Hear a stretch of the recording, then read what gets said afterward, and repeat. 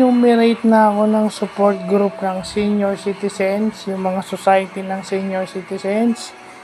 Ano na rin ako ng support group ng PWDs at mga societies ng PWD representative o yung mga pamilya ng ating PWD.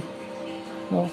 So yan ang balak nating bubuuin. And the last thing is eto.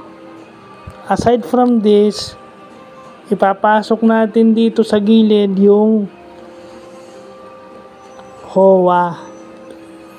Pagsasamahin natin lahat yan and then i-move natin yung mga homeowners associations o neighborhood associations dito sa Barangay Molino 2. It's about time na magkaroon ng support group. Kahit yung senior na PWD o yung senior mismo, kailangan ma-involve sa ganyan. No, kailangan malaman natin yan para paano natin tutulungan yung mga senior na PWD at mga senior din at in return, magkatulungan, sila naman tutulong sa atin. So, yun yung way para mapadali yung takbo ng PWDs dito. Kasi walang support group, walang sumusuporta. Laging naasa sa external paano kung hindi ka maasikaso o hindi maayos yung external mo, di ba? So mas maganda na within internally yun munang inaayos.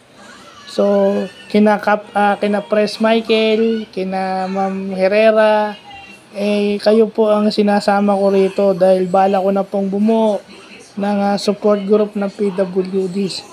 Siguro makikipag-ugnayan ako, makikipagdaupang palad ako sa inyo pagka may oras na ulit.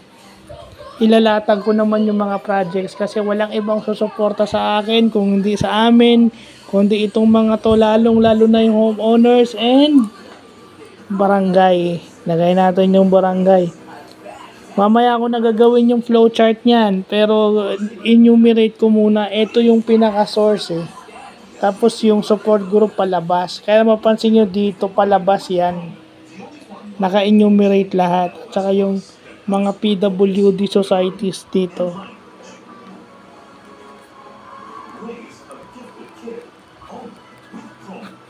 So kay Miss Melody, yan din po ang binabalak natin. So yun lang po.